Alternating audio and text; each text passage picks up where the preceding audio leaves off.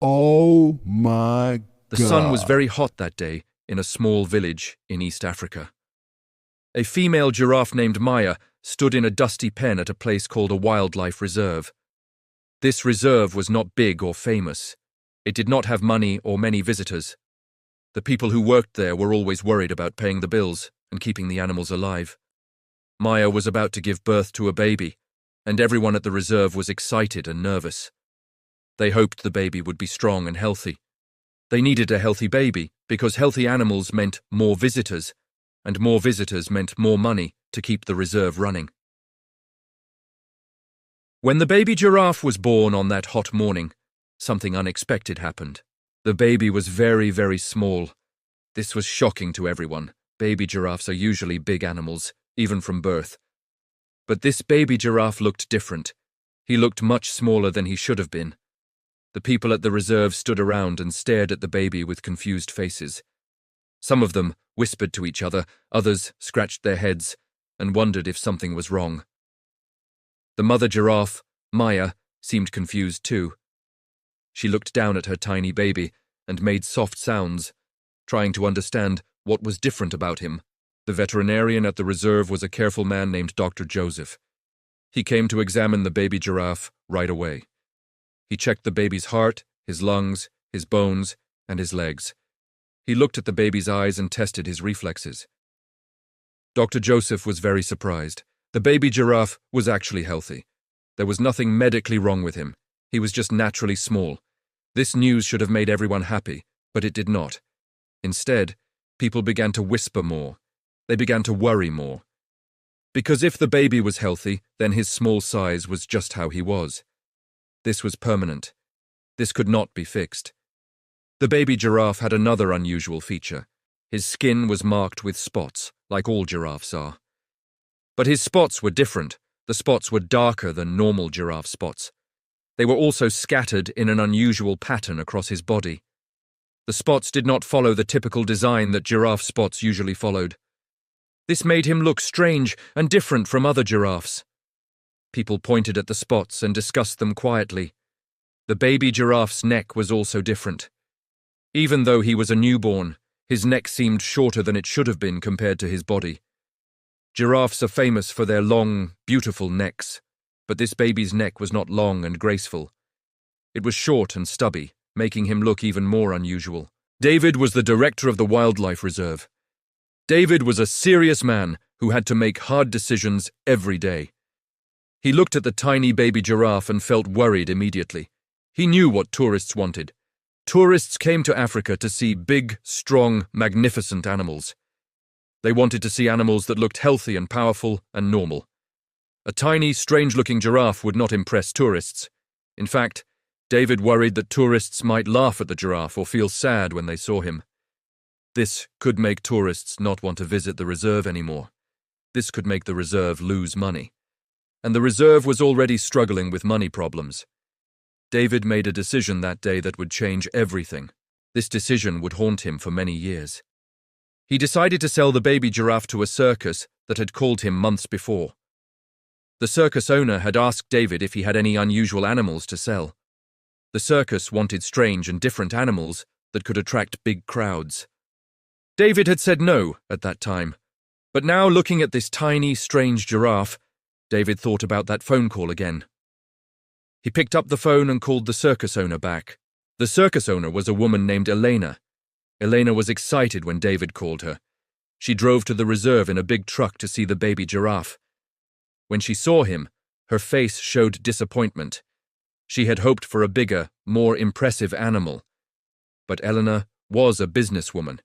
She understood that a truly unusual animal could be very valuable. She understood that people would pay money to see something they had never seen before. Something strange. Something that did not look normal.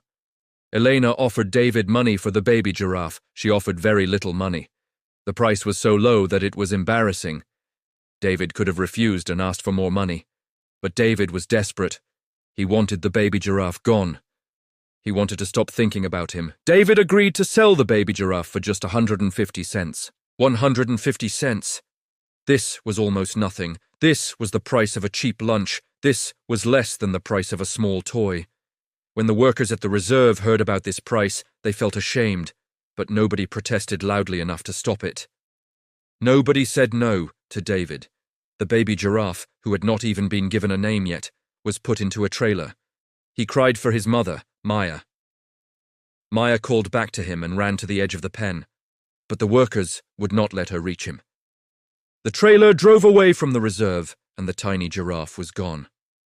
Elena, the circus owner, put the baby giraffe into a small cage in her traveling circus. She named him the Tiny Freak Giraffe. She put signs on his cage that said, "Come see the world's strangest giraffe. See the tiny giraffe that nature forgot to make normal. See the oddity that does not belong in the natural world." People came to look at him. Children pointed and laughed. Adults made jokes. The baby giraffe stood in his small cage, lonely and confused. He did not understand what was happening. He did not understand why he was away from his mother. He did not understand why people were pointing and laughing at him. He only knew that his life had changed forever in a single day. The tiny giraffe's days in the circus were sad and difficult. Elena did not take good care of him. She fed him food that was not healthy. She kept him in a cage that was too small. She made him perform tricks that hurt his body and confused his mind. The other circus workers ignored him. Nobody gave him kindness or love. Years passed this way, and the tiny giraffe grew, but not normally. He remained small. His unusual appearance stayed with him, and every single day people mocked him and laughed at him. The giraffe that had been worth nothing at birth seemed to remain worth nothing still. 3 years had passed since the tiny giraffe left the wildlife reserve. He was no longer a baby. He was now a young teenager giraffe, but he was still very small for his age. The years at the circus had been difficult and sad. The giraffe had grown bigger, yes, but not strong. He had grown taller, yes, but not healthy. His body was weak from bad food and from living in a small cage. His spirit was broken from years of being mocked and ignored. The circus had moved from town to town, from country to country, and the tiny giraffe had traveled with it, always in a small cage, always in front of laughing crowds. Elena, the circus owner, was unhappy with the tiny giraffe. She had hoped he would attract big crowds and make her lots of money. But this did not happen. People came to see him because he was unusual, but they did not stay long. They did not find him exciting or wonderful. They found him sad and strange. Elena felt like she had made a bad business decision. She thought about selling him to someone else, but nobody wanted to buy him. Everyone who saw him agreed that he was worthless. So Elena kept him in the circus, but she spent as little money as possible on his care. She fed him cheap food, she gave him dirty water, she made him perform tricks that made him tired and hurt his body. One day, something happened that changed everything. A man named Marcus came to the circus. Marcus was not a tourist who came to laugh at the animals. Marcus was a documentary filmmaker. A documentary filmmaker is a person who makes movies about real things that happen in the real world. Marcus made movies about important topics. One of his important topics was animal welfare. This means taking care of animals and making sure they are not hurt or treated badly. Marcus had heard stories about the traveling circus and the animals kept there. He wanted to come and see the conditions for himself. He wanted to make a movie about it. Marcus walked through the circus tent slowly. He saw many animals in cages. Some animals looked tired. Some animals looked sad. Some animals looked scared. Marcus felt angry and sad when he saw these conditions. Then he saw the tiny giraffe in his small cage. Marcus stopped walking. He stood completely still. Something about this giraffe made Marcus pause and really look. The giraffe's body was small and thin. The giraffe's spots were unusual and strange, but the giraffe's eyes were different. The giraffe's eyes were full of something beautiful. Even after 3 years of sadness and pain, the giraffe's eyes showed intelligence. The giraffe's eyes showed gentleness. The giraffe's eyes showed a kind heart. Marcus stood in front of the cage for a very long time. The tiny giraffe looked back at Marcus. It was as if they were speaking to each other without using words. The giraffe seemed to understand that this man was different from the people who usually came to mock him. The giraffe seemed to feel that this man had kindness in his heart. The giraffe walked slowly to the front of his cage, closer to Marcus. He did not show fear. He did not show anger. He showed only calm and peace. Marcus felt tears come to his eyes. He had made many movies about animals in bad conditions, but something about this giraffe touched his heart in a special way. Marcus asked Elena many questions about the tiny giraffe. Elena told him the story. She told him how David from the wildlife reserve had sold the giraffe for just 150 cents. She told him that she had kept the giraffe in her circus for 3 years because she could not sell him. She told him that the giraffe was worthless and that she was sorry she had ever bought him. Elena complained and complained about the giraffe, but Marcus was not listening to her complaints. Marcus was thinking about the giraffe's kind eyes. Marcus was thinking about how this poor animal had suffered for 3 years. Marcus was making a decision. "How much do you want for him?" Marcus asked Elena. Elena was surprised by the question. She thought for a moment. She wanted to get rid of the giraffe so she could ask for money. She named a price. It was a low price, but it was more money than David had paid. Elena expected Marcus to negotiate. She expected Marcus to ask for a lower price, but Marcus did something different. Marcus offered Elena more money than she had asked for. He offered her 5 times as much as she had asked for. Elena's eyes became wide. She agreed immediately. She took Marcus's money and signed papers to give the giraffe to Marcus. Within a few hours, the tiny giraffe was taken from his small cage and put into Marcus's vehicle. As they drove away from the circus, the tiny giraffe looked out the window. He was confused. He did not understand what was happening. He had lived in that circus for so long that it was all he knew. But something in his heart felt hopeful. Something told him that this was a change for the better. Marcus spoke to him softly as he drove. Marcus told the giraffe that he was safe now. Marcus told the giraffe that his suffering was over. Marcus told the giraffe that he was taking him to a place where people would love him and care for him. Marcus took the tiny giraffe to a place called an animal sanctuary. This sanctuary was different from a circus. A sanctuary is a place where hurt animals can go to heal. The sanctuary was run by a woman named Dr. Sarah and her husband named Tom. Dr. Sarah was a veterinarian, which means she was a doctor for animals. Tom was a caretaker, which means he took care of animals every day. When Dr. Sarah saw the tiny giraffe, she was shocked. She had never seen an animal that had been neglected so badly. The giraffe was very thin. His muscles were weak. His skin was not healthy. His spirit seemed broken. But Dr. Sarah also saw something else. She saw hope. She saw that the giraffe was still alive and still gentle, even after everything he had suffered. Dr. Sarah made a special plan to help the tiny giraffe heal. She gave him healthy food, rich and nutritious. She gave him clean water and fresh air. She gave him medicine to help his body get stronger. She gave him space to move and exercise. But most importantly, she gave him something the giraffe had not had in 3 years. She gave him love. She gave him kindness. She gave him attention and care. Every day, Dr. Sarah and Tom spent time with the giraffe. They talked to him softly. They touched him gently. They showed him that people could be kind. Slowly, slowly, the tiny giraffe began to change. His body began to get stronger.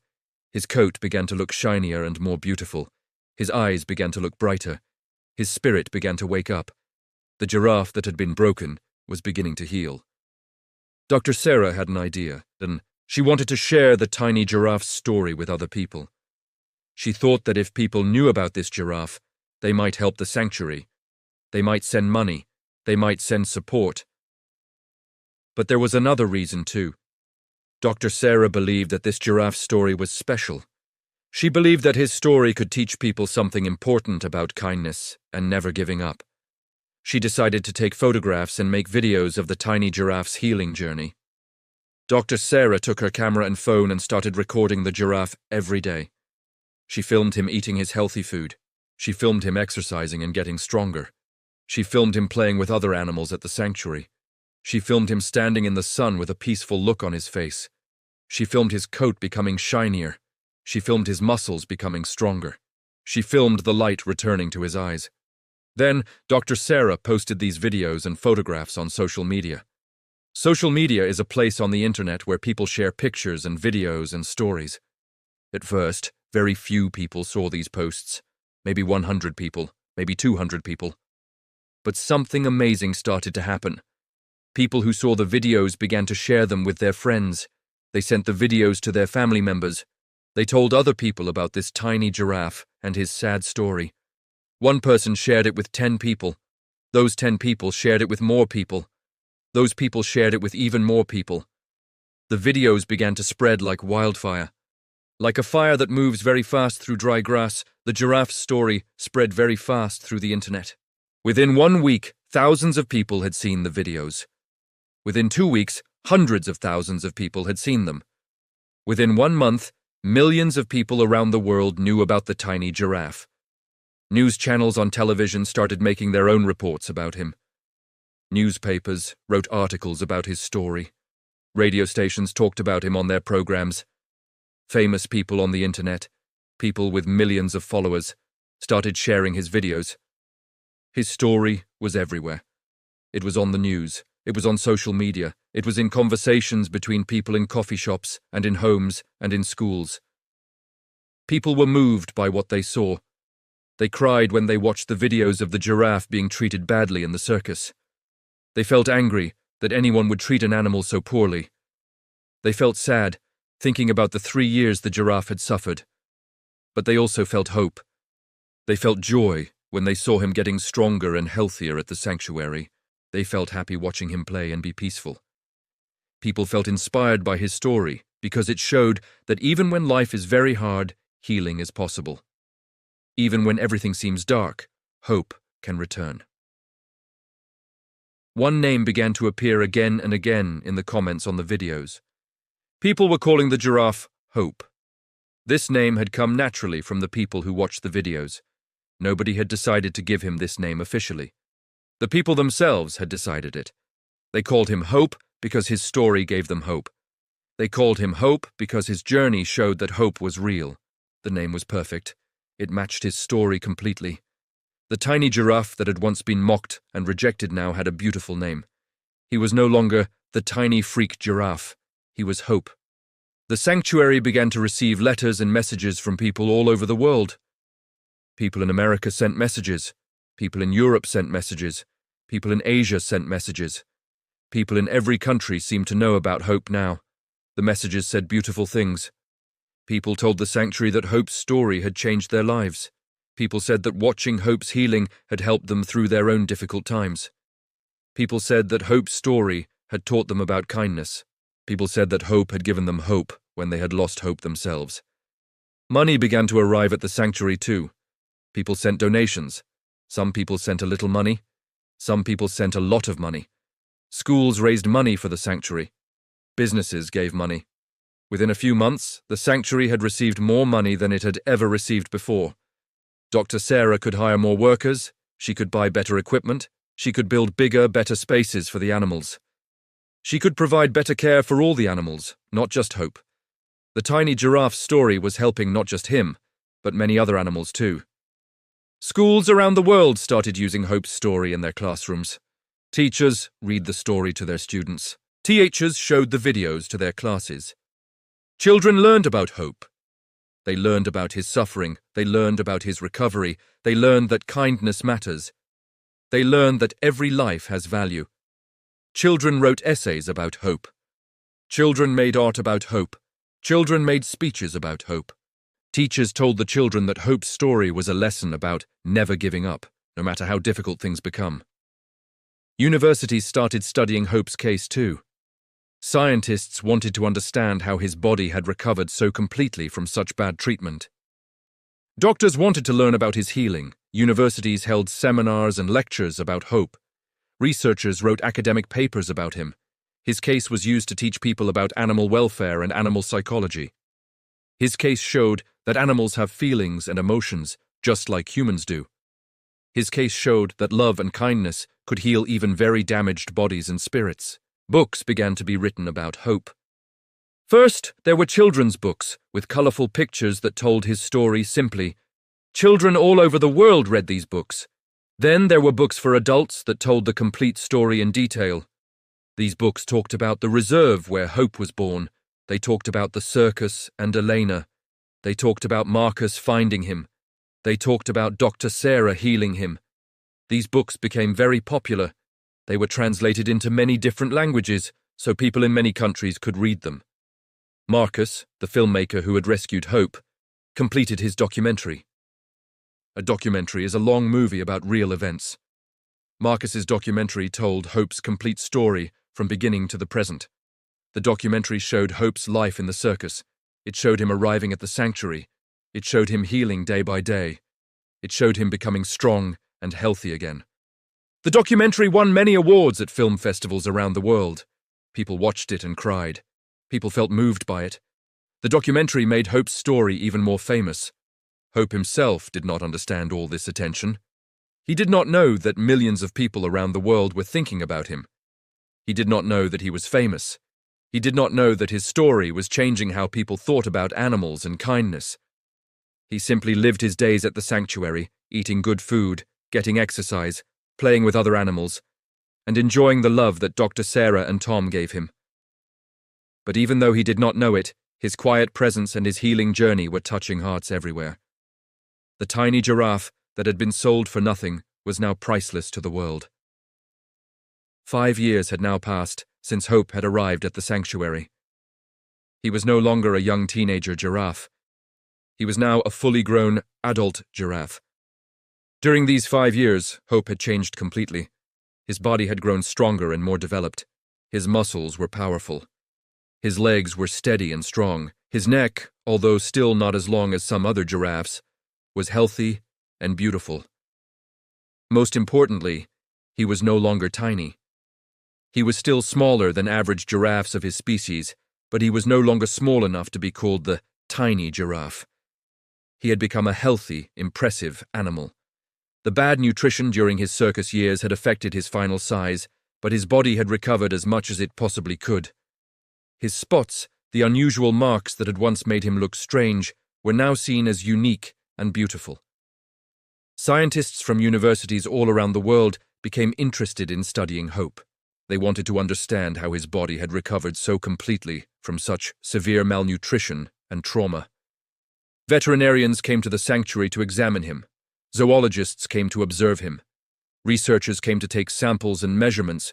They wanted to learn everything they could about his remarkable healing. Dr. Sarah allowed scientists to study Hope, but she made one rule.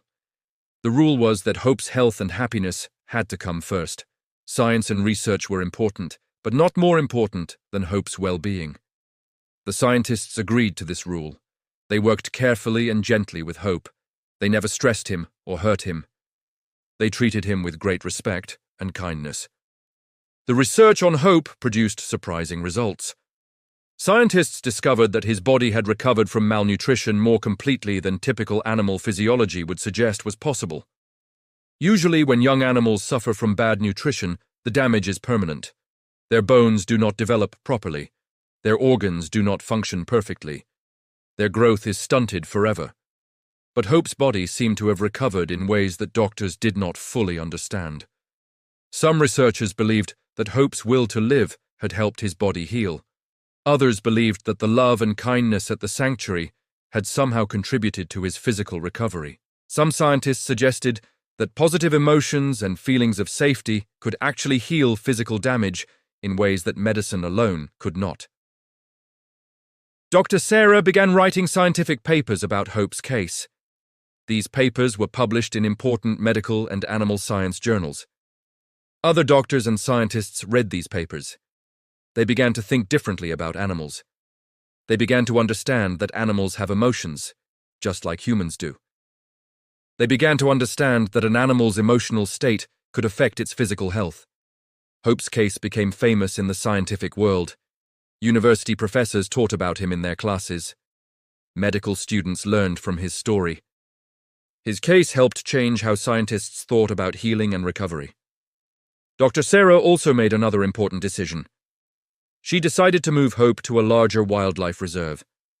The sanctuary was a good place, but it was still a place where animals lived in captivity for human purposes. Hope had recovered as much as he could. He had become healthy and strong. Now he deserved to live in a place that was closer to his natural home. Dr. Sarah found a large wildlife reserve in East Africa, in a country very close to where Hope had been born. This reserve had wide open spaces where giraffes could roam freely. It had other giraffes for Hope to interact with. It had natural vegetation for him to eat. It had a landscape that looked like the African savanna that giraffes came from originally. The day that Hope moved to the reserve was filmed by Marcus. Marcus had been following Hope's story since he rescued him from the circus. Now he filmed Hope's journey to his new home.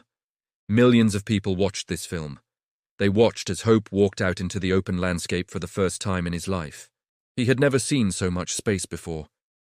He had lived in cages in the circus. He had lived in the sanctuary, which had larger spaces, but was still a place built by humans. Now he saw endless grassland stretching in all directions. He saw trees and bushes and open sky. He walked slowly at first, getting used to the feeling of so much freedom. Then he began to move faster. He began to run. He began to play. People watching the film cried happy tears. Hope was finally home. At the reserve, Hope lived a peaceful life. He grazed on grass and leaves. He drank from water holes. He stood in the sun and felt the warmth. He interacted with other giraffes. He was free to move anywhere he wanted. But Hope was not alone. The reserve staff knew who he was. They knew his story. They watched over him carefully to make sure he was safe and healthy. They made sure he always had access to good food and clean water. They made sure he was never in pain. The reserve became a special place because of Hope. People came from all over the world to visit and to see him. When visitors came to see Hope, something remarkable happened.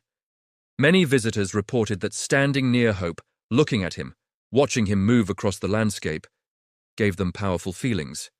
Some people cried when they saw him. Some people said that they felt healed by his presence. Some people said that they felt inspired. Some people said that looking at Hope had changed how they thought about life. It was as though Hope, even though he did not speak words, was communicating something important to human hearts.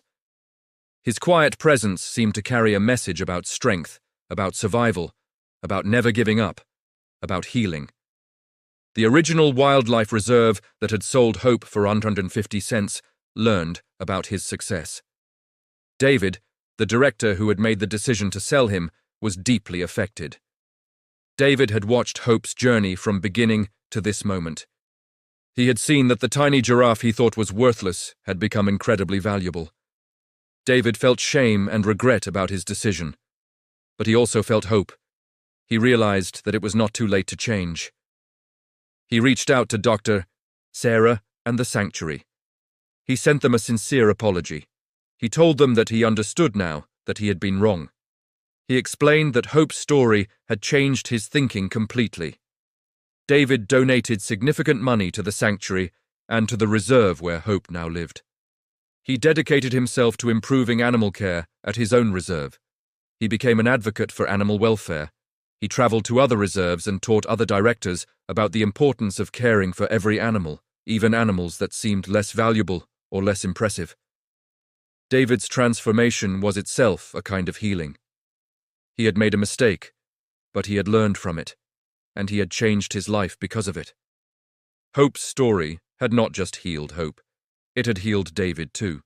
The traveling circus that had kept Hope in poor conditions eventually shut down.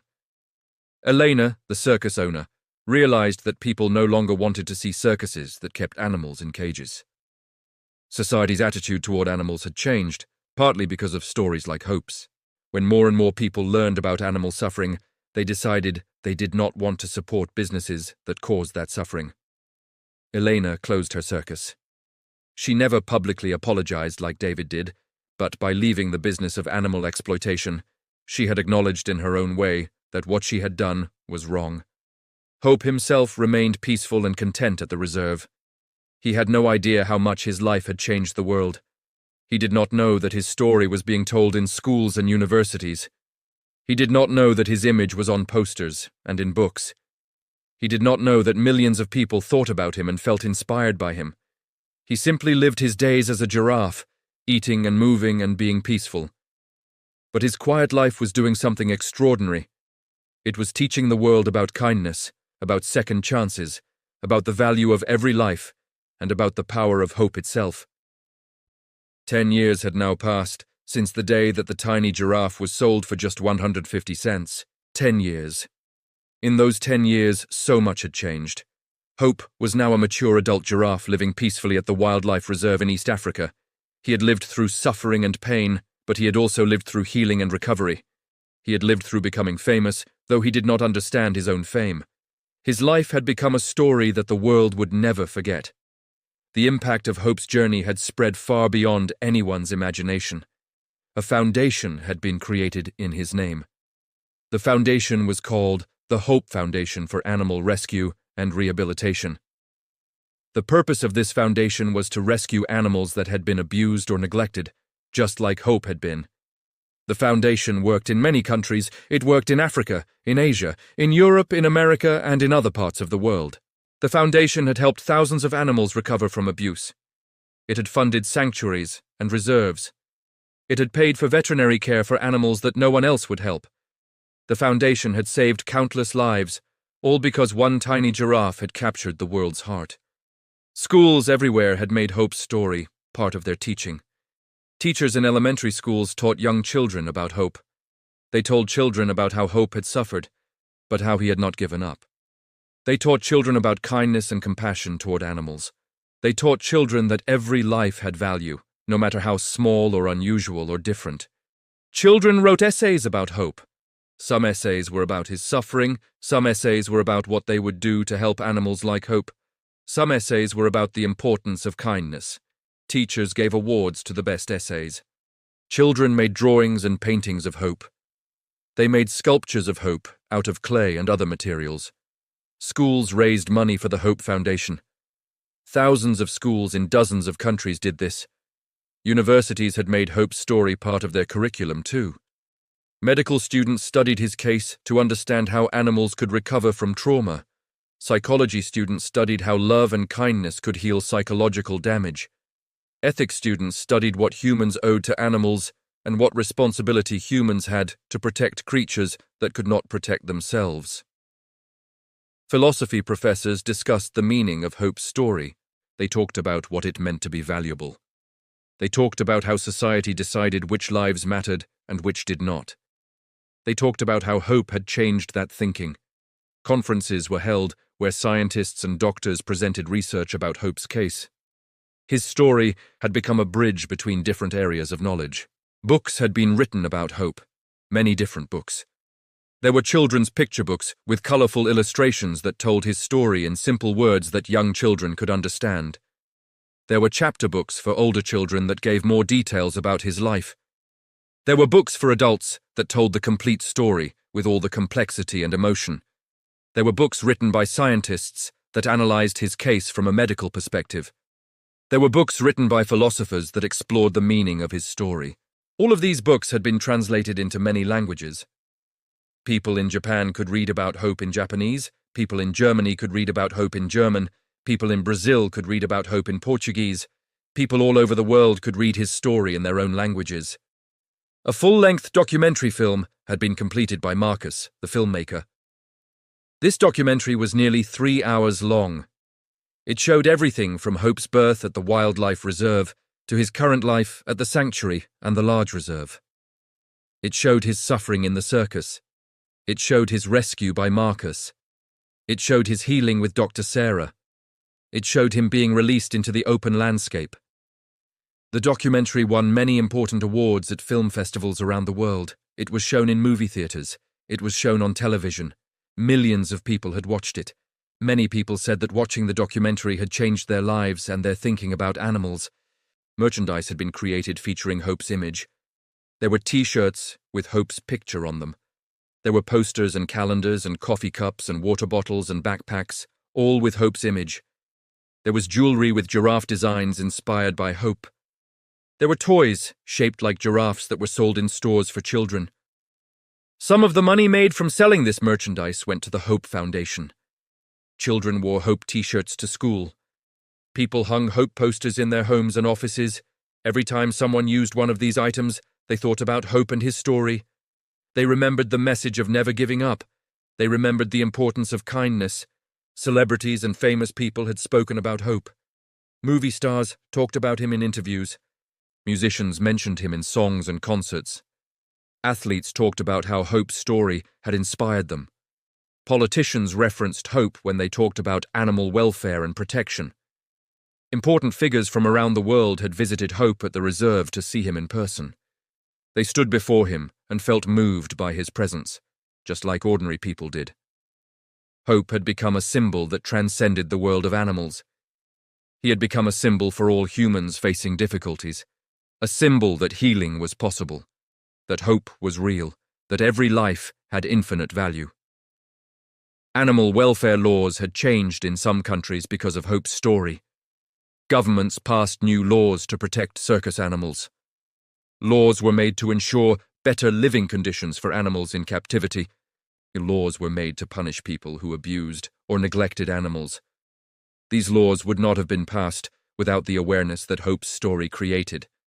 Countless animals in the future would be protected because of these laws. Their lives would be better, their suffering would be reduced because of what happened to one tiny giraffe. Hope himself remained living peacefully at the wildlife reserve. He was now a mature adult, perhaps around 15 or 16 years old in giraffe years. He spent his days as giraffes were meant to spend them. He ate vegetation, he drank from waterholes, he moved across the landscape under the African sun. He stood with other giraffes. He seemed content and at peace. His coat was beautiful and healthy. His body was strong. His eyes still held that same gentleness that had touched Marcus's heart on the day they first met. He showed no signs of the trauma he had endured. He showed no signs of remembering his suffering. He lived in the present moment, in peace and freedom. But his peace had become sacred space for humans. Visitors who came to see Hope often reported spiritual experiences. They reported feeling moved to tears. They reported feeling healed of their own pain. They reported feeling inspired to be kinder and better people. Whether this was truly Hope's spirit communicating with them, or whether it was simply that his story had touched their hearts so deeply that they projected meaning onto his presence, the effect was the same. People left after seeing Hope changed. They returned to their lives with new perspectives. They treated animals with more kindness. They treated other humans with more compassion. They understood more deeply the value of every single life. The tiny giraffe that had been born into a world that rejected him had become proof that rejection was not final. He had become proof that abuse did not have to define a life. He had become proof that healing was always possible. He had become proof that love was powerful enough to undo cruelty. The giraffe that had been sold for 150 cents, less than the price of a cheap meal, had become priceless. Not because his monetary value had increased, but because the world had learned to see value in him, had learned to see value in all lives, had learned that worth could not be measured in money or appearance or conventional usefulness. One small giraffe had looked out at the world with gentle eyes, and that world had transformed. His story had spread across the globe like light spreading through darkness. And millions of people who had never met him, who lived in countries they would never visit, whose lives were completely different from his, had learned from him what it meant to never give up, what it meant to have hope, what it meant to be truly alive. Hope had changed the world, one heart at a time, proving that every single life, no matter how small or unusual or unwanted, carried infinite possibility and infinite value.